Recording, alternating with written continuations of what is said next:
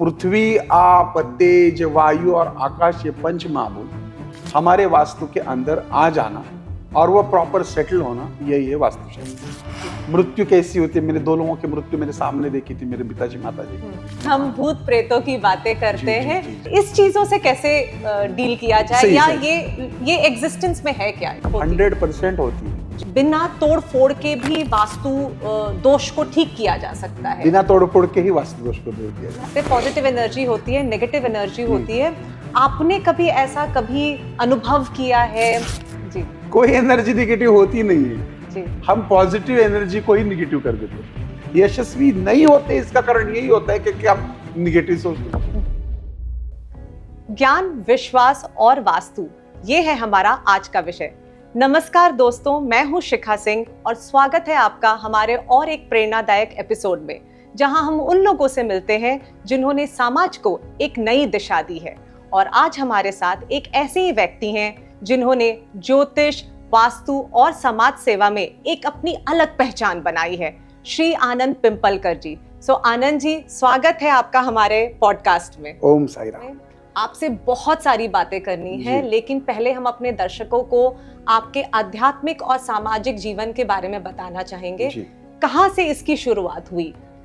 हमने बहुत सारे आपके वीडियोस देखे हैं जहाँ पे लोगों ने एक एक टॉपिक के ऊपर बात की है, बट हम इस टॉपिक में आपके जीवन से शुरू करना चाहते हैं। आपने पूछा कि कब से शुरू हुई ये मतलब सिलसिला जी, तो ये पिछले जन्म से शुरू हुआ है। अच्छा, अभी पिछले जन्म से कैसे आपको बता रहा हूँ। मेरे माँ बाप जो थे वो टीचर थे जी, और मेरे 3 बड़े भाई हैं मेरे से जी। तो तीसरे का जब जन्म हुआ, मतलब मेरा 3 नंबर का भाई, उसके बाद वो फैमिली प्लानिंग का ऑपरेशन मेरे माँ ने कर दिया था जी। मतलब पहले 3 भाई, उसके साथ फैमिली प्लानिंग का ऑपरेशन कर दिया। उसके बाद 13 साल के बाद मेरा जन्म हुआ। अच्छा, तो ऐसा है कि ऐसा मतलब तब ऑपरेशन करने के बाद तो बच्चे तो होते नहीं थे जी। लेकिन फिर भी 13 साल के बाद मेरा जन्म हुआ, तो मुझे लगता है कि भगवान ने मुझे कुछ काम के लिए भेजा। बिल्कुल।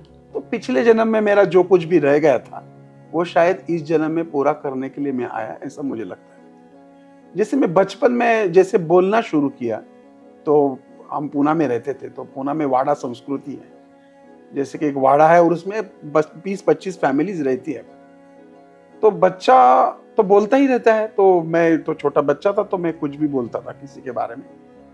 कोई बीमार थे अंकल, तो मैं बोला कि क्या बीमार पड़े, ये तो मरने वाले 5 दिन में। अच्छा। 5 दिन के बाद वो मर गए। अच्छा। और एक लड़की थी जिसकी शादी मतलब होने वाली थी, तो मैंने बोलते बोलते बोल दिया ये तो भाग जाएगी किसी और के साथ, इसका शादी नहीं होने वाला है। तो शादी के 2 दिन पहले वो भाग गई। तो ऐसी कुछ घटनाएं घटती रही कि मैं छोटा बच्चा था, मैं बोलता था और वो बुरी चीजें घटती रहती थी। तो एक टाइम ऐसे आ गया कि जैसे ही मैं किसी के घर में जाता था तो लोग मुझे घर के बाहर निकाल के दरवाजा बंद कर देते। अच्छा। क्योंकि ये जरा आता है ना तो बुरा ही बोलता है, और बुरा बोलते तो बुरा होता है। जाता है। तो मेरे को माँ को बहुत बुरा लगा ये बात कि इसको सब हकाल देते हैं। कभी मैं अपने फैमिली के साथ कोई प्रोग्राम में जाता था तो वही ऐसी हालात थे, तो मेरी मौसियाँ वगैरह थी, तो वो लोग बोलते थे कि आप आइए लेकिन इसको मत लेके आइए, ये बहुत अपशकुनी बेटा है आपका, बहुत बुरा बोलता है। बाप रे। तो माँ को भी बहुत बुरा लगा। तब जब थोड़ा बहुत मुझे समझने लगा तो माँ ने मुझे बहुत समझाया कि ऐसे तू क्यों बोलता है, ऐसे क्या होता है तुझे, क्यों बोलता है। तो मैं बोलता था माँ मुझे मालूम नहीं, मेरे दिमाग में आ जाता है, मैं बोल देता हूँ, मुझे कुछ समझता नहीं, बोलने के बाद समझता कि मैंने गलती कर दी। तो फिर मेरी माँ और मेरे पिताजी साईं बाबा के बड़े भक्त थे, तो वो मुझे शिरडी लेके गए उधर, और उन्होंने बाबा के पास क्या जो प्रार्थना की और मुझे बहुत समझाया कि आप बुरा मत बोलिए, आपको जो अगर ऐसा हो रहा है आपको तो आप अच्छा बोलिए, बुरा मत बोलिए। तो तब से मैंने सब अच्छा बोलने की कोशिश करना शुरू की जी। तो ऐसा है कि जब से मैं बोलना शुरू किया हूँ तब से मैंने लोगों का भविष्य बताना शुरू किया। और ये किस उम्र की बात कर रहे हैं हमारे? जैसे बोलना शुरू है 7 साल 8 साल का बच्चा, बस अच्छा, तब से उस उम्र से जैसे कि बोलना आना शुरू हो गया। तो घर में भी इतने सारे किस्से हैं मेरे पिताजी के, मेरे माताजी के, मेरे भाइयों के बारे में, जो मैं बोलता था वो तो घटता था।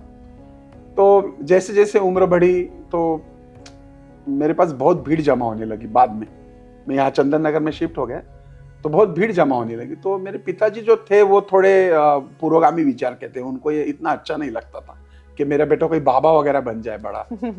तो तब मैं कुछ 10वीं में था, 16-17 साल का, और मेरे पास कम से कम 500,000 लोग आते थे तब यहाँ। उस समय की बात, 500,000। श्री क्षेत्र चंदन नगर नाम से एक दत्त मंदिर था, उधर मैं बैठा था जी। और पिताजी को न चले इसलिए मैं चुपचाप सब काम करता था जी।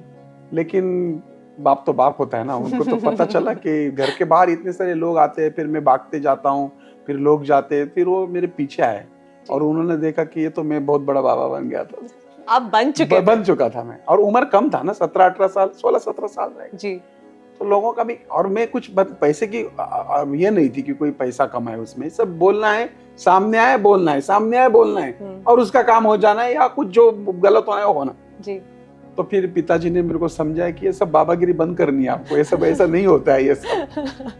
लेकिन वो अंदर की जो मतलब जली जो ज्वाला होती है ना, वो कैसे बुझेगी? वो बुझी नहीं जी। मैंने बंद किया वो, तो मुझे बोले कि आप एजुकेशन कंप्लीट कर लो। फिर मैंने बीकॉम भी कर लिया, उसके बाद एलएलबी के 2 साल भी कर लिए, बहुत कुछ मतलब उसी बीच किया, लेकिन ये बंद नहीं हो रहा था। मतलब कोई भी दिखा, आप दिखे, आपके बारे में वो बोलना है, उसको उसके बारे में वो बोलना है जी। और वो घटता था, घटने के बाद वो मेरे को ढूंढते आ जाते थे, और ये बोला था उसने, ये हो गया। हाँ। तो ये है कि ये जर्नी, स्पिरिचुअल जर्नी, ये फिर बाद में मैंने इसकी पढ़ाई भी की कि जो ज्योतिष शास्त्र में जो पीएचडी वगैरह होते हैं, मतलब गोल्ड मेडल्स वगैरह मिलते हैं, तो वो मैंने कर लिए। लेकिन जो मैं पढ़ने गया तो मैं बार ये तो मेरे को मालूम है ये सब, इसमें क्या अलग कुछ, ठीक है चलो परीक्षा देनी है, दे दी। फिर मेरे को गोल्ड मेडल मिले, फिर मेरे को डॉक्टरेट मिली, दिल्ली यूनिवर्सिटी के डॉक्टरेट सब मिला। तो फिर वो सिर्फ नाम के लिए, लेकिन मेरे पास जो है वो, मैं आज भी बोलता हूँ कि मैं कोई उपासना वगैरह नहीं करता हूँ। लोग बोलते कि मेरे को ये प्रसन्न है, वो प्रसन्न है, ऐसा कुछ नहीं है। कुछ मालूम नहीं कि अगर अल्बर्ट आइंस्टाइन जो उन्होंने कहा है कि आदमी के दिमाग में कुछ ऐसा होता है, किसी का जागरूक होता है, किसी का नहीं होता है, तो जिसका जागरूक होता है उसको थर्ड आई बोलते हैं। तो शायद मुझे ऐसा लगता है कि कुछ थर्ड आई जागरूक है, तो उसके कारण ये होता है। लेकिन होता जरूर है। आज भी बहुत सारे लोग मेरे से मशवरा लेते हैं, हर एक के लाइफ में बहुत सारे चेंजेस है, आगे आने वाले जो धोखे हैं उनके लाइफ में, वो बताने के बाद कितनों के संसार बचे, कितनों के लाइफ भी बचे, ये नसीब की बात है। हम बात करेंगे इस पे और विस्तार से, बट थोड़ा सा पीछे चलते हैं। 1998 में आपने आनंदीवास्तु.com शुरू किया था, राइट? तो उसको शुरुआत करने में आपकी क्या प्रेरणा रही थी? देखिए कैसा है कि मैं ज्योतिष तो था ही जी, तो ज्योतिष में जो मैं घर में रहता था, वो घर थोड़ा साउथ फेसिंग था, जो अभी भी है वहाँ, पुराना घर है मेरा जी। 73 में मेरे जन्म के टाइम में मेरे पिताजी ने वो बनाया था। हाँ।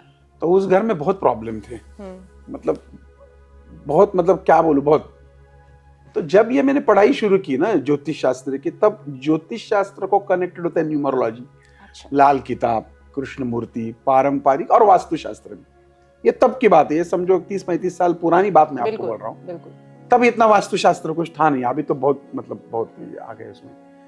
तो फिर मैंने वो घर में खुद के अनुभव लिए, बाद में वो अनुभव करने के लिए वो गलतियां करते रहा, मतलब किया मैंने जानबूझ के गलती जी। तो ऐसा कहते हैं कि भाई जो मिडिल ईस्ट होता है उसमें अगर हम सेफ्टी टैंक रखते हैं तो आदमी की बदनामी हो जाती, तो मैंने रखा जी, तो बदनामी हो गई। नृत्य कोने में अगर साउथ वेस्ट में हम कोई टंकी रख देते तो घर में जो करता होता है उसके बुरे हाल होते हैं, मैंने की। मेरे पिताजी को बहुत बड़ा प्रॉब्लम हो गया। तो ऐसे गलत चीजें की। उसके बाद शादी के बाद भी मैं ये करता रहा जी, कि बुरा वास्तु में जो निगेटिव इफेक्ट है उसको बनाना है, निगेटिव इफेक्ट मिलने के बाद उसको पॉजिटिव करने के लिए कुछ उपाय करने हैं और उसके ऊपर टिप्पणी लिखनी है। तो ऐसा करते करते इतना बुरा हुआ इसमें, और अच्छा भी हुआ, क्योंकि बुरा अच्छा, बुरा अच्छा। तो बाद में मेरी बीवी मुझे बोली कि आप ये सब बंद कर दो, क्योंकि बहुत नुकसान हो रहा है, क्योंकि मेरे एक बच्चा होके भी गुजर गया उसमें। अच्छा। लड़का हुआ था, वो होके गुजर गया। अच्छा। तो ये सब ऐसा कहते हैं ना कि खुद पे डाला है, अनुभव लिया है, उसकी टिप्पणी निकाली है और उसके बाद बुक लिखा है। वो है मेरा आनंदी वास्तु नाम का बुक, जो मैंने 30 साल पहले, पहला पूना में 2-3 लोगों के, मतलब महाराष्ट्र में 2-3 लोगों के बुक थे, उसमें मेरा बुक काफी चलने वाला था, क्योंकि वो खुद पे मैंने उसका परीक्षण किया था। वो आपकी पहली पुस्तक थी जी, और मेरी पहली उसके पुस्तक। बाद आपके बहुत सारी पुस्तकें प्रकाशित हुई हैं। हर तो चीज़, उसके हर बारे चीज़। में आप बताना चाहेंगे हमारे देखो, दर्शकों को, किस तरीके की पुस्तकें, उससे क्या लाभ हो सकता है? ये स्पिरिचुअल लेवल की है सब, समझो। अभी राशि के बारे में है जी। तो 12 राशियों में मेष राशि कैसी होती है, मीन तो क्या धोखे होते हैं, क्या उसके बारे में है, जी। वास्तुशास्त्र के बारे में है। जी। तो बहुत सारी है, मतलब मरने के बाद क्या होता है उसके ऊपर भी काफी संशोधन किया है। तो एक इसका भी ऐसा किस्सा है, देखिए, जो ये 10वां जो होता है ना, जब आदमी मर जाता जी है जी जी तो उसमें कौवा छूता है, जो पिंड को कौवा छूता है। तो मेरे पिताजी गुजर गए तो उनको कौवा तो छुआ ही नहीं, तो मेरी माँ बहुत दुखी हो गई इसमें। अच्छा। तो यार मुझे लगा ये बहुत बड़ी दुख की बात है, उनका क्या रह गया है कि इतना कौवा नहीं, उन्होंने ये किया, पिंड को स्पर्श नहीं किया। तो उस दिन से मैं यहाँ जो घाट है जहाँ दशे होते हैं, मैं 6 महीने उधर रोज जाता था। अच्छा। रोज 2-4 घंटे वो देखने के लिए जी। कि भाई इसमें है क्या सच्चाई।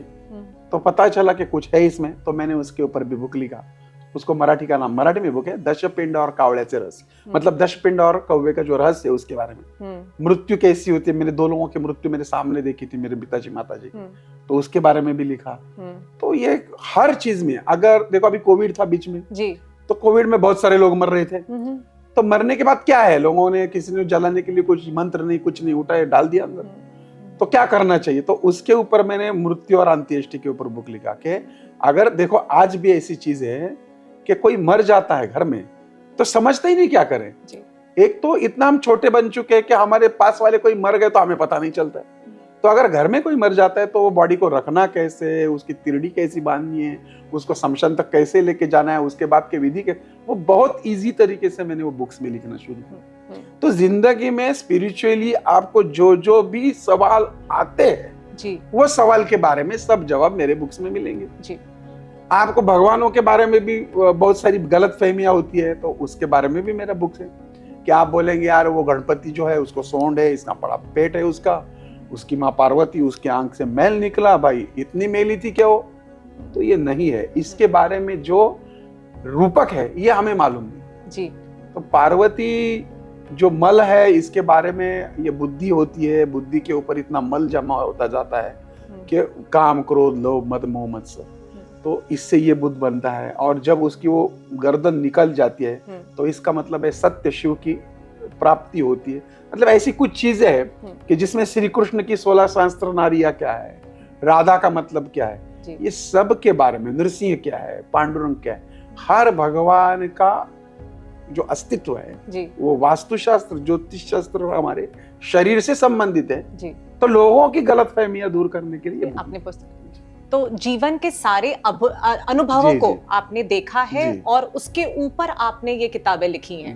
ठीक है, आगे बढ़ते हैं आनंद जी। हम लोग अपने वास्तु और उसके विज्ञान के बारे में बात करते हैं। मैंने आपके बहुत सारे वीडियोस देखे हैं जहां आपने बोला है कि बिना तोड़ फोड़ के भी वास्तु दोष को ठीक किया जा सकता है। बिना तोड़ फोड़ के ही वास्तु दोष को दूर किया जाए। अच्छा, तो आप कोई ऐसा केस स्टडी बताइए हमारे दर्शकों को जहां पे ये सफलतापूर्वक हमने देखो केस तो मतलब हजारों में है जी, और हर आज तक जितनी वास्तु विजिट की है वो टोटली 100% सक्सेस ही है। अच्छा, बहुत सारी है जी।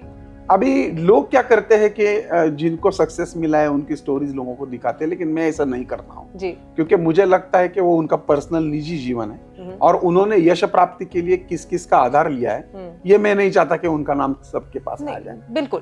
तो बहुत बड़े बड़े काम किए हैं कि आप मतलब सोच भी नहीं सकते, इतने बड़े बड़े काम, इतने बड़े बड़े निर्णय के, मतलब पॉलिटिक्स में भी इतने बड़े बड़े निर्णय दिए, बहुत बड़े बड़े वास्तुएं किए, होटल्स बनाए।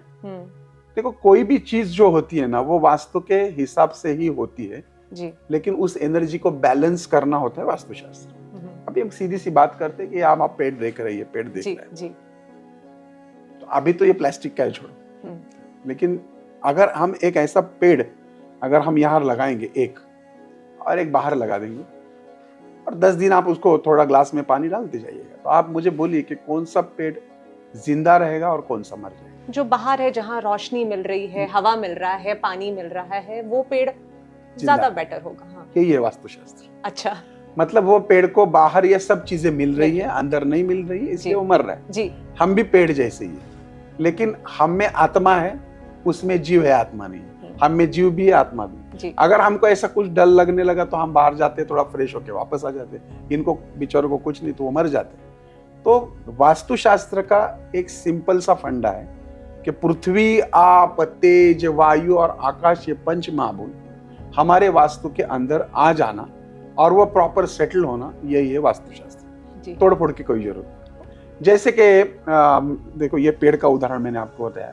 जैसे कि आज लोग कहते हैं कि साउथ फेसिंग वास्तु बहुत बुरी होती है, ये होता है, वो होता है, लेकिन वो पॉजिटिव थिंक नहीं करते। अगर किसी का साउथ फेसिंग वास्तु है जी, तो शायद उसका वेस्ट साइड में बहुत बड़ी बड़ी खिड़कियां होती है, या उसके ईस्ट साइड में बड़ी बड़ी खिड़कियां होती है, या उसके नॉर्थ साइड में बड़ी बड़ी खिड़कियां होती है। तो उसका वास्तु एक्टिव जो होता है वो वेस्ट, नॉर्थ और ईस्ट की तरफ से एक्टिव होता है, ना कि साउथ की तरफ से। साउथ का दरवाजा छोटा है, लेकिन जो बहुत ज्यादा ये जो पंच महाभूत आ रहा है ये इन जगह से आ रहा है, तो इसका मतलब उसका साउथ एक्टिव नहीं है, इसका ईस्ट, नॉर्थ और वेस्ट एक्टिव है। जी जी। तो बस यही है कि जितना ज्यादा ये सनलाइट आ जाए, जितनी ज्यादा अच्छी हवा आ जाए जी, जितना ज्यादा फ्रेश लगे आपको, यही वास्तुशास्त्र अपने आप बैलेंस हो जाए। अभी सीधी सी बात है, आपने बचपन में एक बात सीखी रहेगी बुक्स में कि जो एक बीमारी होती है उसको मुर्दुस बोलते हैं। मराठी में आपको मालूम नहीं, हिंदी में क्या बोलते हैं उसको, मुर्दुस बोलते हैं। मुर्दुस मतलब वो बच्चा होता है उसका पेट फूल जाता है, हाथ पैर इतने छोटे हो जाते हैं। तो ये क्यों होता है मालूम? ये होता है डी जीवन सत्व के कमी के कारण, डी विटामिन डी जी। तो फिर उसके लिए कुछ दवाई नहीं है, आज भी नहीं है। आज भी आपके स्किन केयर प्रोडक्ट्स में विटामिन डी का जो गलत है, वो आप बस सूरज के रोशनी में उगते हुए अगर 10 मिनट बैठ जाएंगे तो आप कितना, जो आयु बोलते हैं उसका, इतना ज्यादा आप एब्जॉर्ब कर ली। तो जैसे हम हमारे बॉडी में एब्जॉर्ब कर लेते सूरज की किरण, वैसे वास्तु भी हमारे उसके बॉडी में एब्जॉर्ब कर लेती है। इसलिए वास्तु को वास्तु पुरुष कहा जाता है। ये वास्तु पुरुष है और उसमें रहने वाला ये वास्तु पुरुष है, या ये वास्तु स्त्री है। तो अगर उसके ऊपर उसका परिणाम होता है तो इसके ऊपर भी उसका परिणाम होता है, जिसको मराठी में कहते हैं पिंडी ते ब्रह्मांडी। जो पिंड में है वही ब्रह्मांड में, और पिंड का और ब्रह्मांड का कनेक्शन बोले तो वास, उसी को हम निवास कहते हैं जी। और अपने आप ही बैलेंस हो जाता है। जैसे देखिए, आपको अगर सर्दी होती है, सर्दी बोलते मराठी में तो पड़सो होता है, आप खांसती है, सर्दी होती है, आप डॉक्टर के पास जाती हो, आपको इंजेक्शन वगैरह दे देता है, लेकिन आपको मालूम है आपको वो सर्दी 5 दिन रहती है। सिर्फ आपको जो दुख होता है, आपको जो सहन करने को कम होता है। वैसे ही आपकी बॉडी ही उसको अपने आप क्लियर करती है जी। वैसे वास्तु भी अपने आप वास्तु के दोष क्लियर करती रहती है, लेकिन सिर्फ उसके लिए उसमें रहने वाले लोगों ने कुछ करना जरूरी होता है।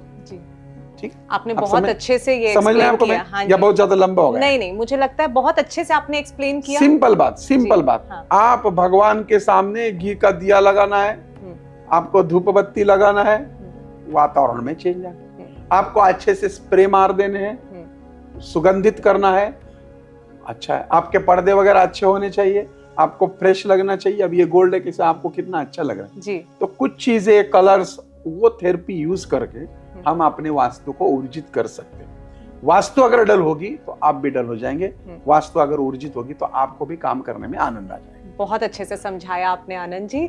आप ये कहना चाहते हैं कि आधुनिक आर्किटेक्चर और इंटीरियर डिजाइनिंग के साथ भी इसको बराबर जोड़ा जा सकता है? सिंपल है। देखिए, आपको मैं एक बात बोलता हूँ कि हमारी दिशाएं जो है ना, अभी देखो बहुत सारे लोग बहुत बोलते हैं, लेकिन प्रमुख दिशाएं तो 10 ही है ना।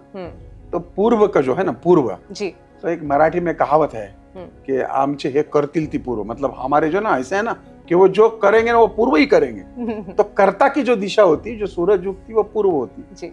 तो इंटीरियर में आप जितनी पूर्व खुली रखेंगे, अगर आपकी दीवार है तो क्या कर सकते हैं, तो दीवार है तो आप उधर एक सूरज का चित्र लगा सकते हैं, आप उधर ऐसा लाइट क्रिएट कर सकते हैं कि वहां से जैसे सूरज का किरणें आपके घर में आ रही हो जी, तो ऐसा प्रकाश आना चाहिए उधर की तरफ जी। अगर खुला है, अगर खिड़कियां है, तो आपको कोई करने की जरूरत नहीं। ज्यादा से ज्यादा आप ऐसे पर्दे डालिएगा कि जो आपके सुबह जो उगता सूरज आपके घर में आएगा, वो जब तक आए, जब तक वो सीधे सिर पे आता है तब तक आ जाए। आप समझ रही हैं? जी जी बिल्कुल। तो ये हो गया पूर्व जी। पूर्व क्या होता है? पश्चिम जी। अब सीधी सी बात है, आप अगर पश्चिम के घर में रहते ऊपर, तो आपको पता चलेगा कि बहुत जोरों में विंड आता है, हवा आती है, ये इधर से नहीं आता है, वो वेस्ट की तरफ से आता है जी हाँ।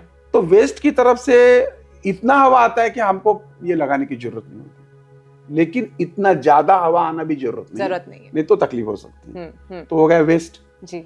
अभी आप मुझे दीजिए मेरे सवाल का उत्तर दीजिए।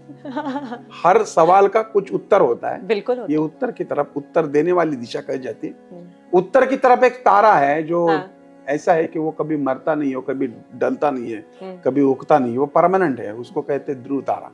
शुक्र के तारा बोलते ध्रुव तारा। जी हाँ। तो अगर हमारी उत्तर दिशा ओपन है तो शुक्र का तारा हमारे वास्तु में आ रहा है, अगर हमारी ईस्ट ओपन है तो हमारा सूरज हमारे वास्तु में आ रहा है, अगर हमारा वेस्ट ओपन है तो हमारा वरुण यानी हवा हमारे वास्तु में आ रही है। जी बिल्कुल।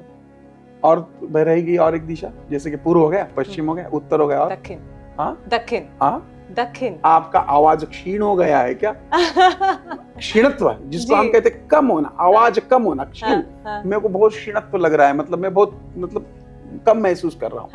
तो क्षीण और दक्षिण, तो दक्षिण बहुत ज्यादा खुली है तो आप क्षीण महसूस करें। बिल्कुल। लेकिन दक्षिण को अगर ये लगाएंगे, काना लगाएंगे, मराठी में काना बोलते हैं, तो हो जाती है दक्षिणा। अच्छा। तो दक्षिण के एक तरफ से जो दरवाजा आता है वो बहुत पैसा लेके आता है, उसके कारण रावण की लंका सोने की थी। अच्छा। अग्नि, अगर हम कहते हैं अग्निकोण, अग्निकोण, अग्निकोण, अगर हम अग्नि को डिवाइड करें तो क्या मतलब अग्नेय, अग्नि, इसका मतलब वहां हमारा अग्नि चाहिए। बिल्कुल। तो अगर आप 25वें मंजिल पे रह रही है और अग्निकोण में आपका किचन नहीं है, बेडरूम है, तो उसको तोड़ने की जरूरत नहीं है जी। आपको उस कोने में वो तत्व का निर्माण करना जरूरी है। इसका मतलब अग्निकोण में आप अग्नि तत्व से, जैसे कि आप बल्ब लगा दीजिए, एक लाल कलर का पैच लगा दीजिए, या कोई लाल कलर का हैंगिंग टांग दीजिए, या तो वहां एक थोड़ा सा लाल कलर मतलब जिंदा कीजिए और उसमें लाइट डाल दीजिए, तो अपने आप वो हीट होना शुरू हो जाएगा। तो उसके लिए आपका किचन तोड़ के अग्निकोण में लाना, ये तो पागलपन है। ये करते हैं लोग, समझ में है? पूर्व ओपन, पश्चिम हवा के लिए ओपन, उत्तर ध्रुव तारा के लिए ओपन। क्षीणत्व कम करना है, अग्नि में हमें अग्नि रखना है। अगर अग्नि नहीं है तो वहां अग्नि का तत्व निर्माण। बिल्कुल बिल्कुल बिल्कुल। बिना खर्चे का, बिना खर्चे लाल कलर लगा सकते। जी जी बिल्कुल। निवृत्त कोना जो होता है, निवृत्त का मतलब होता है जो मालिक होता है वो निवृत्ति होता है, जो निवृत्त हो गया है सब चीजों से, क्या अभी उसने सब कुछ सही है, उसका सेटल हो गया है, तो नैऋत्य कोना हो गया। अगर आपका नैऋत्य कोने में बेडरूम नहीं, आप फ्लैट में रहती है जी, तो नैऋत्य कोना अगर आपका है और वहां अगर किचन है तो फिर क्या करना चाहिए? अगर वो आपकी जगह है, मतलब कर्ता पुरुष की, तो आप दोनों कर्ता पुरुष और कर्ती स्त्री जो कुछ भी है उनका फोटो लगा दीजिए। आपका अस्तित्व है ना वो जी, आपका फोटो, आपका अस्तित्व है। जी, जी। आपको और ज्यादा चाहिए तो आपका यूज किया हुआ जो कपड़ा होता है दोनों को, पति पत्नी का, वो एक लोह चुंबक जो होता है, क्या होता है, मैग्नेट, और लोखंड में ऐसा रैप करके वो नीचे रख दीजिए यहाँ नैऋत्य कोने में। ये तो हो गया वास का निर्माण, मतलब गंध का निर्माण। एक बात मैं आपको पूछता हूँ, अगर किसी के घर में चोरी होती है तो वो कुत्ते लेके आते हैं पुलिस, तो स्मेल लेता है और वो 50 किलोमीटर वो गुनेगार को भी वो मतलब ढूंढ के निकालता है। मतलब उसको वो सुगंध का ज्ञान है। वैसे वातावरण में भी गंध का ज्ञान है कि ये वास कहाँ, अरे नैऋत्य कोण में इनका वास होना चाहिए, तो आपके कपड़ों का वास वहां रहा, आपका फोटो रहा, मतलब आप बैलेंस हो गए। सब चीजें जुड़ी हुई है। खर्चा है इसमें कुछ? बिल्कुल बिल्कुल। तो आप जो बोल रहे थे कि कैसे बैलेंस होती है जी, वायु कोण जो होता है वहां तो वायु होते हैं, आप वहां खिड़की लगा दीजिए, वहां खिड़की नहीं है तो आप एक झंडा रख दीजिए, और कभी कभी आप जो पंखा लगा देते वो झंडा हिल जाएगा, झंडा हिल जाएगा तो हवा हिल जाएगी। बिल्कुल। तो ईश कोण जो होता है, तो ईश में मतलब होता है ईश्वर। अगर ईश कोण में ईश्वर है तो वहां आपका WC कैसे चलेगा? लेकिन है तो उसके लिए भी कुछ उपाय है जो हमें बिना खर्चे के भी बैलेंस हम कर सकते हैं जी। और आगे जाके इसमें कुछ लोगों ने अभ्यास करके या स्टडी करके कुछ चीजें भी निकाली है। हमने भी उसमें कुछ चीजें, जैसे कि अगर ईशान कोना है तो वह जल तत्व है, तो हम वहां जल तत्व की निर्मित करते हैं, तो उसमें हेलेक्स आ गए, बहुत सारी चीजें हैं जो खर्चे के भी बैलेंस हो सकते और बिना खर्चे के भी बैलेंस हो सकते हैं। बहुत ही शायद मुझे लग रहा है कि बहुत लंबा उत्तर हो गया है। नहीं, मुझे लग रहा है कि हमारे दर्शकों को ये पता चलेगा कि बिना खर्चे के भी बहुत सारी चीजें की जा सकती है, बट ज्ञान होना जरूरी है। सही व्यक्ति से ज्ञान प्राप्त करके उस चीजों को सीधा किया जा सकता है। बट इस पे मुझे एक सवाल ध्यान में आ रहा है आनंद जी कि बहुत सारे लोग हमारे देश में आज भी वास्तु शास्त्र और ये सारी चीजों को बहुत अंधविश्वास मानते हैं, तो इस सारी चीजों से आप कैसे नहीं, देखिए ये हर चीज को गलत मानते हैं लोग। आप कोई भी अगर YouTube पे जाएंगे जी, अगर आप लिखेंगे वास्तुशास्त्र विश्वास तो आपको 10,000 से ज्यादा वीडियो मिलेंगे। वास्तुशास्त्र अंधविश्वास तो आपको 1 लाख के ऊपर। तो ये तो हर एक की मानने की बात है। ये मैं यही बोल सकता हूँ कि आप अनुभव लीजिए। क्यों ऐसा होता है कि हम किसी घर में जाते हो पूरा घर बैठ जाता है, किसी घर में जाते तो बड़ी तरक्की करते हैं, किसी घर में जाते तो डिवोर्स हो जाते हैं, किसी घर में जाते तो बच्चे मर जाते हैं। ऐसा क्यों होता है? तो उसका विश्वास रखना, यह मैंने आपको उदाहरण दिया ना जी, कि पेड़ का उदाहरण, बस यही उदाहरण सेम वास्तु के ऊपर ये पंच महाभूतों का असर होता है। और अगर हमारी कुंडली खराब होती है तो ज्यादा होता है जी। तो कुंडली, हमारे ग्रह और हमारा गुरु ये जैसे सिंक्रोनाइज होगा तब हमारा तरक्की होगा। बिल्कुल बिल्कुल। देखिए अगर हमारा वास्तु शास्त्र के हिसाब से है, हाँ। लेकिन हमारे कुंडली में ही दोष है जी, राहु की महादशा है या हमें शनि की 7.5 चल रही है, हाँ। या हमारे कुंडली में चांडाल दोष है, तो हम सबसे पहले अच्छा वास्तु वाला आपकी कुंडली देख के आपकी कुंडली साफ कर देगा कि भाई 7.5 की उपाय करो, चांडाल दोष की ये शांति करो, राहु के, तो फिर आप नए घर में जाओ तो फिर आपका ग्रह और आपका गुरु ये सिंक्रोनाइज, आप खुश रहेंगे, आनंद से रहेंगे जी। अभी आपने ग्रहों की बात की, तो आनंद जी ग्रहों, रत्नों, इनके गहरे ज्ञान के लिए भी आप जाने जाते हैं, तो आपके हिसाब से क्या हर इंसान को रत्न पहनना चाहिए या जरूरी है? क्या बताना चाहेंगे आप? देखिए क्या है कि रत्न ये जैसे कि बूस्टिंग है ये जी। देखो कर्म जो है आपने वो तो चेंज नहीं होते जी। एक उदाहरण के तौर पे आपको अगर मैंने कुछ रत्न पहने का, अगर पुष्कराज पहना आपने, हाँ, मैंने मैं आने वाली थी उस सवाल पे, बट इसके बाद जी कैसा होता है कुंडली जब देखा जाता है तो आप कुंडली मतलब क्या है पहली बात समझ लो जी।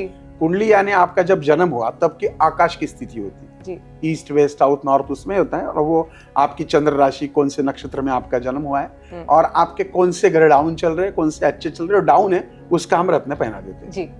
जैसे कि आप खाना बना रही है, पोहा बना रही है और उसमें अगर नमक कम है तो आप नमक डाल देती है, मतलब नमक की ताकत बढ़ा देती है। वैसे हमारे कुंडली में अगर टेस्ट नहीं आ रहा है एक ग्रह से, हाँ। तो उस ग्रह का रत्न पहना जाता है। तो वो क्या करते हैं, सीधी सी बात है, उसको कोई टच वच करने की जरूरत नहीं होती जी। उसमें रेजिंग होता है। अगर आप बचपन में खेली रहेंगी वो जो भींग बोलते हैं, मराठी में भींग बोलते हैं, तो अगर हम सूरज के किरणों में अगर कागज रख देते तो वो जल जाता था। तो कॉन्सेंट्रेशन हो गया, उसको सूरज की किरणें आ गई और वो कागज पे पड़ी, कागज जल गया जी। सेम ऐसा ही है। अच्छा, तो शुक्र की किरणें आ गई, इसमें कॉन्सेंट्रेट हो गई, ये गोल्ड में घुस गई, गोल्ड में से हमारे बॉडी में घुस गई, बिल्कुल। तो बूस्टिंग का काम करती है। ऐसा नहीं है कि मैंने अभी शुक्र पहना तो पैसे की बारिश होगी, लेकिन जो पैसा मुझे मिलने वाला है, जिसके लिए मुझे बहुत मेहनत करनी पड़ रही है, तो इजी मिल जाए।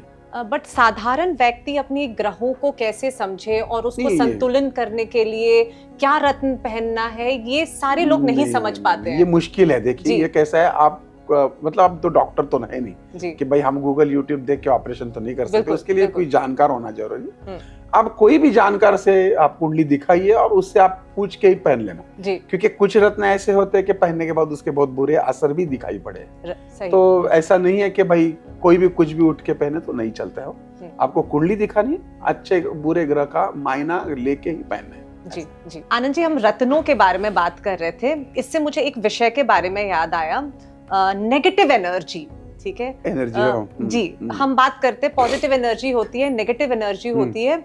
आपने कभी ऐसा अनुभव किया है या आप बताना चाहेंगे कि ऐसी नेगेटिव एनर्जीज का एग्जिस्टेंस होता है क्या? देखो एनर्जी है ना, मैं आपको सवाल पूछूंगा या आपको सबको पूछूंगा कि एनर्जी के ये कितने मतलब टाइप्स कितने टाइप के? 2 टाइप, पॉजिटिव या नेगेटिव। सही है जी? बिल्कुल नहीं। अच्छा, एनर्जी का टाइप सिर्फ एक ही है, पॉजिटिव एनर्जी। ओके। एक बात बता दो कि भाई एक वायर निकली है, उसमें से दिया जल रहा है, पॉजिटिव एनर्जी। वायर निकली, मुझे करंट बैठा, नेगेटिव एनर्जी जी। कोई एनर्जी नेगेटिव होती नहीं है जी। हम पॉजिटिव एनर्जी को ही नेगेटिव कर देते हैं जी।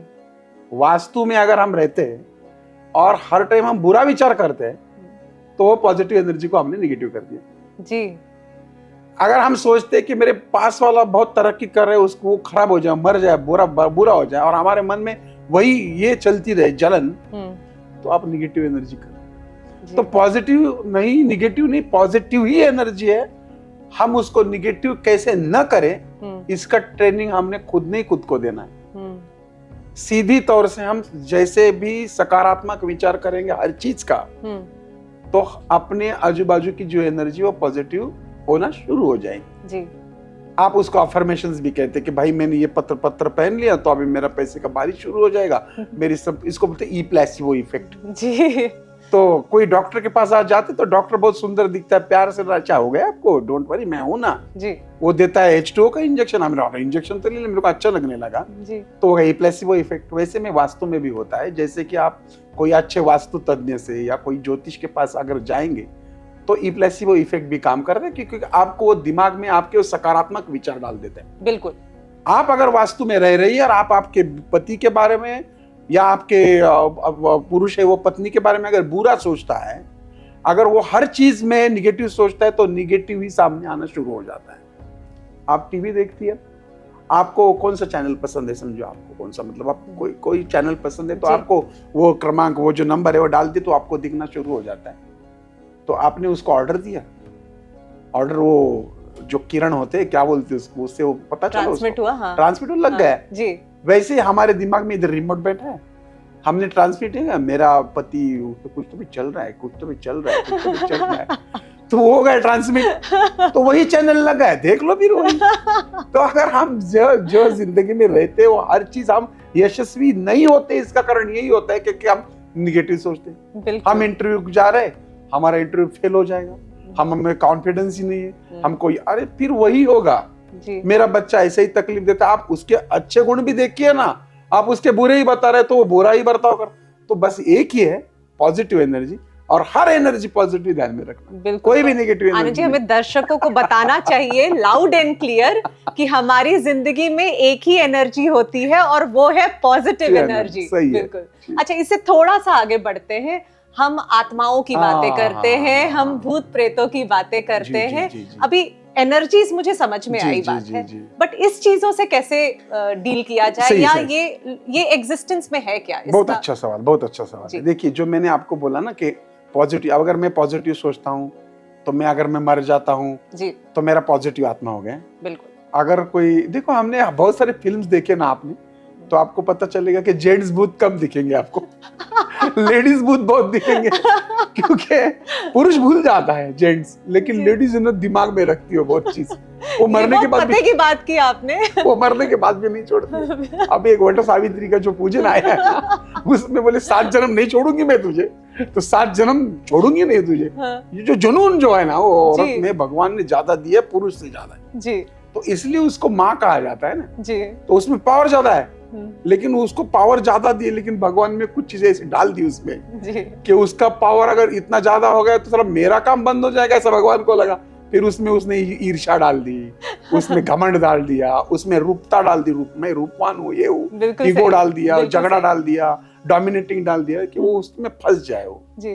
तो कोई ऐसा पुरुष या स्त्री मर जाती है ना, तो जो हमारी सोल होती है वो पॉजिटिव एनर्जी, पॉजिटिव होती है, लेकिन बुरा विचार कर करके हमारी सोल भी निगेटिव होती है। और ऐसी चीज अगर मर जाती है तो उसको मुक्ति नहीं होनी चाहिए होती, मतलब उसको बदला लेना है या उसको वो चीज को सही करना है। इसलिए कितना भी ईश्वरीय एनर्जीज उसको प्रेशर करें, उसको जल्दी मुक्ति नहीं मिलती। तो उसको कहते हैं हम निगेटिव घोस्ट कहते हैं, आप जिसको भूत कहते हैं। हाँ। तो ऐसे बहुत सारे अनुभव आते हैं, आज भी ऐसे है, बहुत सारा हॉन्टेड प्लेसेस है। मैं भी कई वास्तुओं में ऐसे अनुभव ले चुका। हाँ। जैसे कि मुंबई में वास्तु थी, कुछ 30-35वां मंजिल थी जी, तो वो बेड था, वो बेड पे जैसे भी वो लेडी और वो हस्बैंड वाइफ अगर सोते थे, हस्बैंड को कोई प्रॉब्लम था नहीं, लेकिन वो लेडी जो थी उसका ऐसा हाथ पैर गला बिला सुकड़ जाता था, हाथ पैर से झाड़ना चालू हो जाते थे, तो उनको लगा उसको फीट्स आ रही है। तो सब चेकिंग किया, तो ऐसी मतलब मोटी औरत थी, ऐसी पतली होने लगी, आँख बहुत मतलब उसको बुरा, तो किसी ने सब किया, उसके बाद किसी ने उनको मेरा दिया फोन नंबर, तो मुझे भी लगा इंटरेस्टिंग कैसे, चलो देख लेंगे जी, जी। तो मैं जाके देखा, तो हमारे पास कुछ इक्विपमेंट्स होते हैं, जैसे कि रॉड्स होते हैं, कुछ एल रॉड्स, मतलब उसको टेक्निकली या तो हम ये जो पेड़ होते हैं अपने कड़ू नीम का पेड़ होता है, जी। उसके टहनी से भी कुछ देखा जाता है, नारियल से देखा जाता जी, है, जी। एनर्जीज देखी जाती है। तो कम से कम 8-9 घंटे मेरे को प्रॉब्लम ही नहीं समझ में है उसकी, कि बस वास्तु में तो दिखता रहा है निगेटिव एनर्जी, जी। लेकिन कहाँ से आ रहा और है, क्या मेडिकली कोई प्रॉब्लम नहीं कुछ है। नहीं, वो समझ, और वास्तु में भी कुछ प्रॉब्लम नहीं दिख रहा है। अच्छा। तो ये अनुभव की भी बात होती है कि भाई बस उठा और वास्तु तंत्र वगैरह नहीं होता है। तो मेरे मतलब ये तो विनर वाइज भी होता है ना, क्योंकि स्पिरिचुअल भी होना चाहिए। आप कोई भी वास्तु ज्योतिष पैसे के लिए जो करेगा वो स्पिरिचुअल नहीं होता है। तो फिर मेरे को लगा कि भाई इसको इधर ही होता है ना, तो मैं बोला ये जो बिल्डिंग बनी है तो इसका जो चेयरमैन उसको बुलाओ, या तो उसके साथ मेरी बातचीत करा दो जी कि नीचे के फ्लैट में या ऊपर के फ्लैट में कुछ हुआ है कि जी। तो जो था वो चेयरमैन वो चेंज होके गया था, और जो नया था वो नया था, उसको मालूम नहीं था। फिर भी मैंने वो पीछे ही लगा, क्योंकि वो निकालना ही था मुझे जी। तो जो उसके आसपास के लोगों को वो मैंने पूरा 2 दिन उधर डाल दिया उनके, मतलब मैं रात को उधर सोया भी था उनके घर में। अच्छा। देखने के लिए कि क्या होता है। अच्छा। मुझे तो कुछ प्रॉब्लम नहीं हो, लेकिन जी। उनको बहुत तकलीफ होता था। अच्छा। तो फिर बाद में ये पता चला कि जो नीचे वाला फ्लैट था जी। उधर एक लेडी ने अपने बच्चे के साथ फांसी ले ली थी। अच्छा। पहले बच्चे को मारा, फिर उसको कमर में बांधा, फिर खुद ने भी फांसी ले ली और लटकी थी। तो ये जो स्लैब है इधर इनका ये है बेड है, और इधर जो हुक था नीचे इधर वो लटकी थी। अच्छा। तो ये फ्लैट में तो प्रॉब्लम है नहीं, कुछ प्रॉब्लम नीचे वाले फ्लैट में। तो वैसे तो नीचे वाले फ्लैट में प्रॉब्लम होना चाहिए ना, लेकिन वो प्रॉब्लम इसको हो रहा शुरू हो गई। तो उनको घर ही छोड़ने के लिए बोला, क्योंकि उसका और उसका क्या कनेक्शन, सोल कनेक्शन भी होते हैं कभी कभी, कि शायद दूसरी औरत वहां आराम से सो सकेगी, ये नहीं सो सकेगी, उसका सोल कनेक्शन था। तो उनको छोड़ने के लिए बोला। होती है ऐसी चीजें, लोग अनुभव करते हैं। 100% होती है जी। अगर ईश्वर है, अगर दिन है तो रात भी है, अगर मीठा है तो तीखा भी है, तो है 100%। बिल्कुल बिल्कुल। और वही पॉजिटिव ही एनर्जी है वो भी। हाँ। लेकिन वो गलत काम करती है, इसलिए वो निगेटिव कही जाती है। समझ में आया। जी जी। अभी हम लोग आजकल बहुत बातें कर रहे हैं मैनिफेस्टेशन की, है ना, जैसा सोचोगे वैसा होगा, जी, जी, जी। जैसा बोलेंगे आप वैसा होगा। तो मैनिफेस्टेशन के बारे में आप हमारे अरे मन से होना चाहिए ना। अगर मैं कहता हूँ आप मैनिफेस्ट कर लो, लेकिन आप अगर कर रहे लेकिन आत्मा से नहीं कर रहे आप। अच्छा। हाँ, फिर वो घर में हम जाते हैं ना कभी, तो वास्तव में ऐसे वो पिक्चर लगा रहता है, वो नोटों के बंडल लगे रहते हैं। बिल्कुल। और वो मैनिफेस्ट, मेरे पास बहुत पैसे आ जाए। अरे तू जाके सो जाएगा यार, दिन भर वो काम नहीं करेगा तो कैसे आ जाएगा। बिल्कुल। तो आपको कर्म भी करना है, आपकी प्रवृत्ति भी आपको सात्विक रखनी है, और जो भगवान ने कहा ना कर्मण्यवाधिकारस्थ, आपको काम करना है, फल की चिंता मत करो, आपने अब आ जाता है। ऐसे हमारे स्वभाव में अगर कुछ चेंज करते हैं और मैनिफेस्ट करते हैं आत्मा से, तो हो जाता है। जरूर होता है जी। इसमें काफी ताकत है। जी। मुझे ऐसा लगता है कि मैनिफेस्ट करने की किसको जरूरत है, जो खुद का माइंड जिसका निगेटिव। अच्छा। जो पॉजिटिव माइंड वो क्यों करेगा मैनिफेस्ट? अच्छा। क्योंकि ऑलरेडी वो पॉजिटिव है ना। जी। अगर मैंने आपके घर के सामने एक नींबू काटा और उसमें हल्दी कुंकू डाल के आपके मैंने गैलरी में डाल दिया कुछ नहीं जी, आप तो क्या हो गया, अभी तो मर जाऊंगी मैं, क्या हो गया आपको, तो मतलब परेशान हो जाएंगे जी, क्योंकि आपके मन में ही वो आया ना। जी जी जी जी। अगर अरे क्या होता है इससे यार जी, फेंक दिया उसको। हाँ। कुछ नहीं होने वाला। अच्छा, ऐसे कैसे होगा, मेरे को बात बोलो। अगर आपका कोई बुरा चाहता है ना, तो आधा बुरा हम हमारा ही खुद का चाहते जी, क्योंकि ये हुआ है ना, अभी मेरा बुरा होगा जी जी, तो चाय का कप बशी गिर जाता है तो जादू हो गया। ऐसा कुछ नहीं है। जितना भी निगेटिव आपके ऊपर कितना भी अटैक हो जाए, आप जितने पॉजिटिव रहेंगे जी, उतना ही आप यश की तरफ जाएंगे। आपको मैनिफेस्ट करने की जरूरत है। बिल्कुल बिल्कुल। और ये जो हम लोग अपने पारिवारिक जीवन में भी अनुभव करते हैं, कांच का टूट जाना, हाँ वो तो है मतलब देखिए, दरवाजे के बाहर किसी चीज की वस्तु को रखने, लोहा को रखना, ये सारी चीजों को आप कैसे साइंटिफिक करते हैं? साइंटिफिक है, साइंटिफिक है। अच्छा, अगर हम कोई मैग्नेट अगर मिट्टी में डाल दे तो उसको मिट्टी चिपक जाती है जी, इसका मतलब उसमें मिट्टी में लोहा है जी। अगर हम मर जाते हैं तो हमारी जब राख को बहा दिया जाता है, तो कुछ लोग इसको राख को ऐसा पानी में निकाल के उसे सोना निकालते, उसमें लोहा, मतलब हमारे बॉडी में भी सब है। इसलिए हमारे बॉडी में देखो आप हीमोग्लोबिन बोलते हैं या धातु बोलते हैं। बिल्कुल। तो धातु का मतलब क्या होता है? तो वही होता है ना, पिंडी ते ब्रह्मांडी। आजकल नहीं, लेकिन हम जब टाइम के हम जब बच्चे हैं हम, तो उस जमाने में हमारे जब पैदा होते थे हम, तो हाथ में मिट्टी आती थी जी आजकल नहीं आती, बच्चों बिल्कुल, के हाथ में क्यों बिल्कुल। नहीं आती मालूम नहीं। लेकिन मिट्टी, इसलिए तो कहते हैं ना, मिट्टी से आए मिट्टी में जाएंगे। तो आज भी कोई बच्चे अगर ग्रामीण एरिया में आप देखेंगे तो बच्चे का जब मुट्ठी खुलता है ना, तो हाथ में इधर मिट्टी होती है उसकी। माँ के पेट में कहाँ से आती है मिट्टी? तो मिट्टी से पैदा हुआ, मिट्टी में जाना है, तो मिट्टी ही हमें बैलेंस करती रहती है। जी जी सेम अगर लोहा है, हम लोहे की चीज रखेंगे, सीधी सी बात है, अगर बारिश हो रही है जी और बारिश हो रही है तो फिर बिजली गिर सकती है। बिल्कुल। तो अगर हम लोहा डालते तो नहीं गिरेगी। साइंस है इसमें। तो हम, उसने हमें प्रोटेक्ट किया, तो इसका मतलब वो शनि हो गए, तो शनि ने हमें प्रोटेक्ट किया, बिल्कुल। तो बिजली हो गई रवि, और रवि का शनि का जमता नहीं, बस यही है। अच्छा। सिर्फ उसको हमको भगवान के नाम देके उसमें हमने कथाएं बना दी। बिल्कुल। लेकिन इसमें 100% साइंस।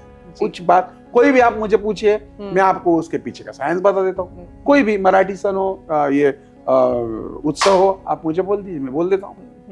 So, हर एक चीजों के पीछे एक प्रॉपर साइंस है, 100%। उसको समझने की और विश्वास करने की जरूरत है हमें। जी 100%। जी जी बिल्कुल। आनंद जी, आपने बहुत सारा कार्य समाज सेवा के क्षेत्र में भी किया है और आपको बहुत सारे अवार्ड्स भी मिले हैं, आप बहुत सारे जगह भी गए हैं। तो ये जर्नी आपकी कहाँ से स्टार्ट हुई? क्या है ना कि ये तो देखो, ये सब है जिसका उसको ही देना चाहिए ना, मतलब श्रेय।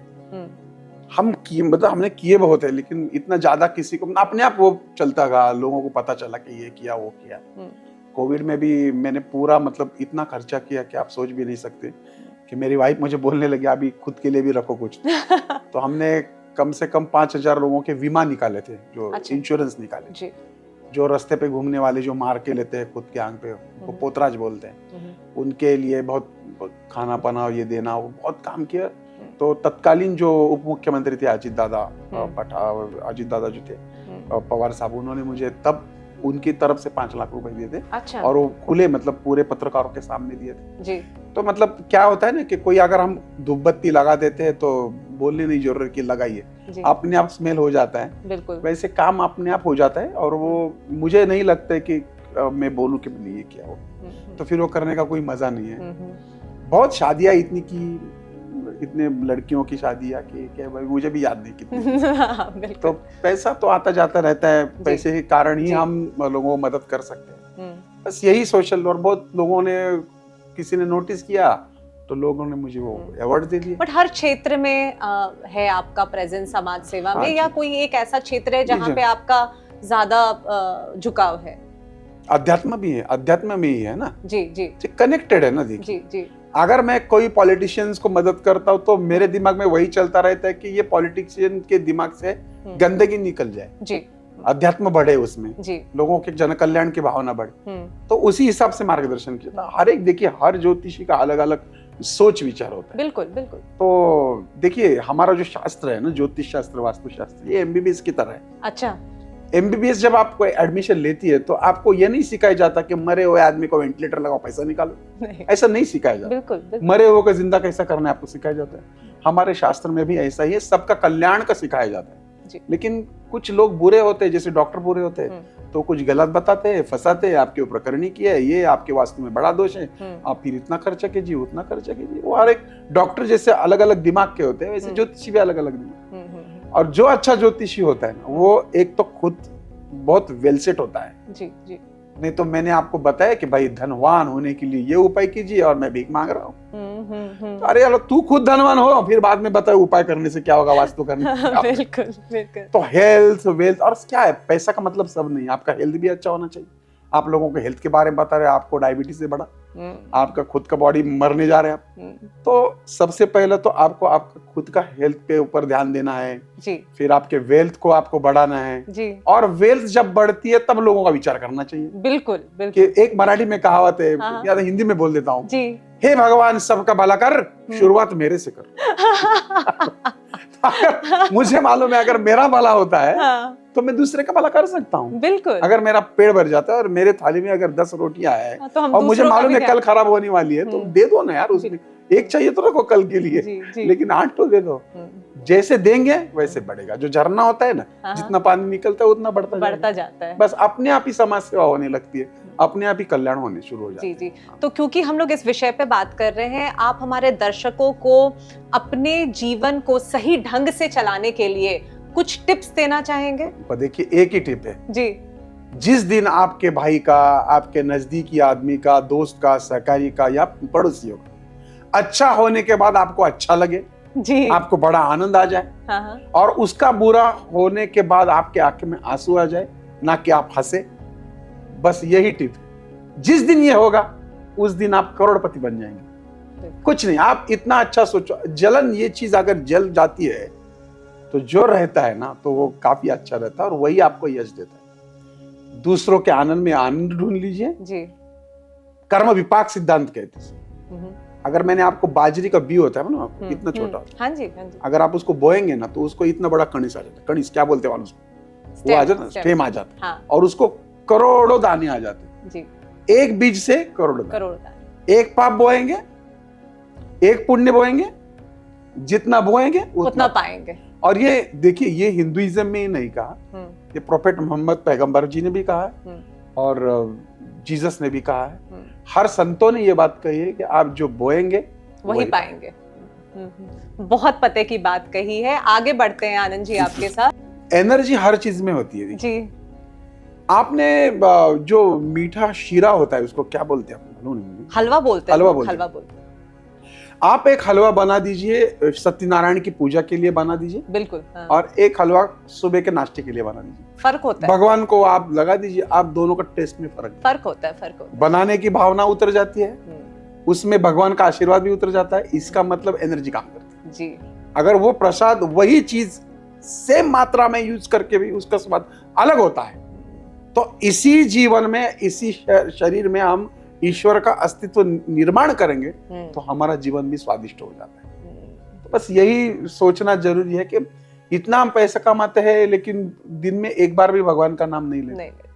अगर मेरी आंख खराब हुई तो मैं जाता हूं तो आंख चेक कर लेता है और वो बोल देता है आपकी आंख खराब हो गई, आपको चश्मा लगाना है, और चश्मे के लिए मैं 5,000 रुपए देता हूँ। लेकिन जिसने फ्री में आंख दी है हम उसका नाम ही नहीं लेते। फिर डॉक्टर का को, और एक क्या अच्छा डॉक्टर है, उसने निदान कर दिया, 5,000 का चश्मा दे, लेकिन फ्री में दिया, उसका नाम ही नहीं लेते जी।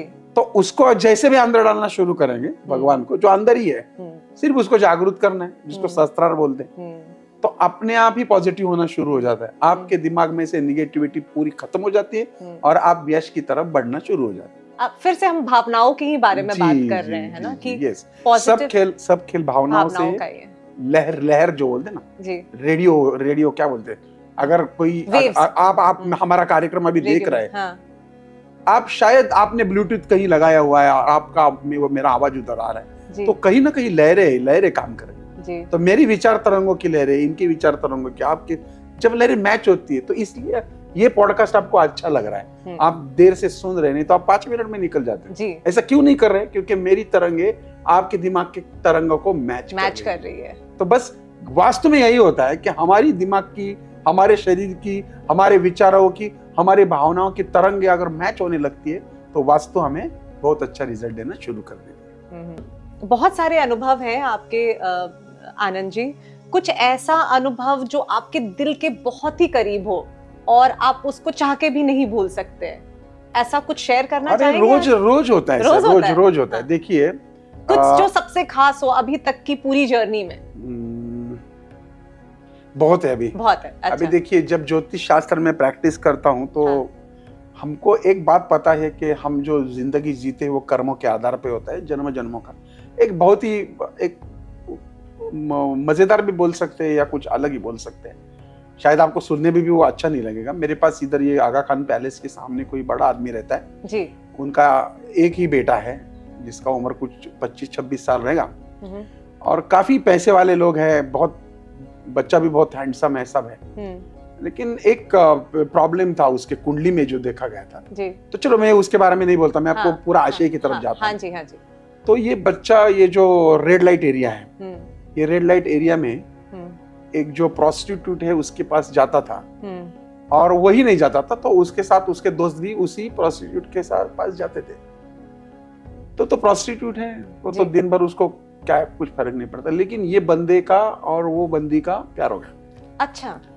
और वो प्यार इतना पावरफुल हो गया कि उसको तो पैसा चाहिए, उसकी जो लेडी है, मेन लेडी, तो वो पैसा उसको देता था और उसको खुद के लिए वो समय चाहिए। हाँ।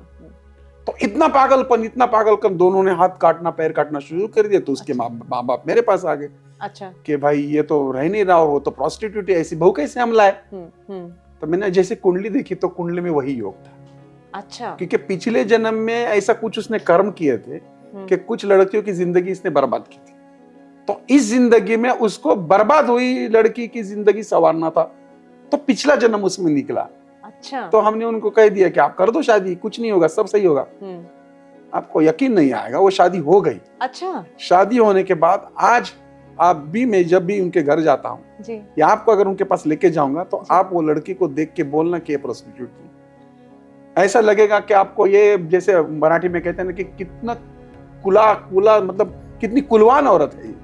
अभी उसको लड़की हुई है और अभी बीच में जब मैं गया था उनके पास तो उनके जो हस्बैंड थे उनको पैरालाइज हो गया था। तो वो हस्बैंड और वो वाइफ, मतलब माँ बाप आंख में आंसू आ के बोल रहे थे कि गुरुजी में हमारा कल्याण हो गया, ये बेटी ने हमारा पूरी गंदगी भी निकाली और इतनी सेवा की कि हमको देवी मिल गई। तो ये नजदीकी बात है। तो शायद मुझे लगता है कि जो बंगाल में जो होता है ना कि जो देवी की मूर्ति बनती है तो उसमें ये जो 52 खनिज होती है, जहाँ ये सब प्रोस्टिट्यूट औरतें होती है, उनके पैर के नीचे की मिट्टी ली जाती है। हाँ। तो ये बहुत मतलब अलग स्टोरी है।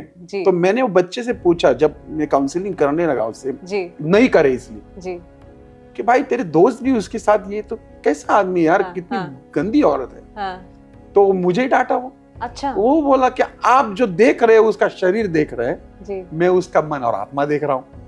तो मेरा तो मुंह बंद हो गया। जिसका मन और आत्मा अच्छा है तो वो मजबूरी के कारण उसको भगा के लेके आए थे। और इसका क्यों हुआ ऐसे, क्योंकि इसलिए पिछला जन्म खराब था। तो ये सब बैलेंस कर दिया भगवान ने। और सब बहुत सारे उदाहरण हैं, बहुत सारे। देखो आप है ना, बहुत हम मतलब आप आप सब हम बहुत सुखी है। जब आपको दुख, जब आप देखते हैं ना दुख क्या होता है, हमें क्या लगता है, हमें नौकरी में प्रॉब्लम हो रहा है, बच्चे नहीं आ रहे, ये प्रॉब्लम है ही नहीं। मेरे पास एक मतलब मैं आपको आशय, आप ये मतलब ये सोचिए, मैं आपको एक पूरा आशय के साथ बताता हूँ कि मेरे पास एक केस आई थी। जैसे कि वो औरत थी 35-38 साल की, और जब वो पैदा हुई तो उसके माँ बाप मर गए। देखिए, माँ बाप मर गए। अच्छा। तो ये बच्ची को उसके मामा ने संभाला। अच्छा। तो मामा ने संभाला तो मामी बहुत डेंजर थी, मामी ने बहुत तकलीफ दिया उसको। तो उसको चलो यार छोड़ दो, इसको ब्याह कर दो। तो बहुत मारती थी उसको, काम कराती थी बच्चे को, बहुत बच्ची को। तो उसके बाद ये बच्ची की शादी हो गई 16-17 साल में, और वो शादी कर दी ड्राइवर के साथ। तो ड्राइवर काफी प्यार करता था उसके ऊपर, क्योंकि नई शादी थी और उसको वो पेट से भी रह गई, उसको क्या बोलते, प्रेग्नेंट रह गई। और जब चेकिंग के लिए गई तो पता चला कि उसको HIV हुआ है। तो देखिए कितना बुरा है। जन्म हुई, माँ बाप मर गए, मामी ने शादी कर दी, जो प्यार करने वाला था, जो बच्चा हो गया, लड़का हुआ, और वो मर गए, उसका पिता, मतलब उसका पति मर गए। तो अभी ये बच्चा, इसको HIV, तो भगवान की कृपा है कि बच्चे को HIV नहीं था। अच्छा। तो अभी बच्चा बड़ा होने लगा, तो बच्चा अभी 17-18 साल का हो जाएगा। तो उसको एक ऐसी बीमारी लगी कि जिसमें जो अपने मसल्स होते हैं वो सिकुड़ना चालू हो जाते। अच्छा। उसको कुछ नाम है, और ऐसा कहते हैं कि बस 15-20 हजार लोगों में से एक को हो जाती है, और उसका कोई हल नहीं। तो ये बच्चे को हो गई। तो उसको जब लग रहा था कि मैं मेरे बच्चे के सारे जीऊं, तब उसके बच्चे को ये बीमारी हो गई। तो उसको मालूम है 20 साल में ये बच्चा मरने वाला, 20 साल की। और प्रॉब्लम ये हो गया कि वो बच्चा नीचे से सिकुड़ रहा है, और अभी वो मर गई। तो दुख इसे कहते हैं कि किसको दुख कहते हैं। देखिए, एक बार मेरे पास एक जोड़ा आया था, एक बच्ची 13 साल की, उसने अपने आम्ही मराठीत कडेवर म्हणतो ली थी उसने अपने गोद में, और वो बोल रहा था कि मेरी बीवी है और ये बीवी का एक किडनी फेल हो गया, तो मैंने उसको किडनी दे दिया, उसका दूसरा किडनी भी फेल हो गया, और अभी ये जिंदा रहेगी या नहीं रहेगी। और मेरी भी सर्विस चली गई क्योंकि मैं इनको देख रहा हूँ, और उसके बगल में बच्ची 13 साल की, बड़ी बच्ची, मोटी, वो पागल थी, मतिमंद बोलते उसको। इसको कहते दुख। आप कहां से दुखी है भाई, आप तो सुखी है। जब आप दुख देखोगे, कर्मों का दुख जो होता है, तब आपको पता चलेगा। जब हम आंख से देख पाते, कान से सुन पाते, मुंह से खा पाते, आराम से सो सकते, तो हमारे जितना धनवान इस दुनिया में कोई भी नहीं। बिल्कुल सही कहा आपने। आनंद जी बिल्कुल सही कहा। लोग अपने किस्मत को कोसते रहते हैं, हमेशा बोलते रहते हैं हमारे साथ ही ऐसा क्यों हुआ, लेकिन अगर आगे बढ़ के देखें कि दुख क्या होता है तो दुख इस सारी स्थिति को कहा जाता है। सही है, बिल्कुल सही बोला, बिल्कुल। ऐसे बहुत सारी स्टोरीज होंगी। रोज स्टोरीज है आपने पास, रोज क्या अलग अलग स्टोरी है।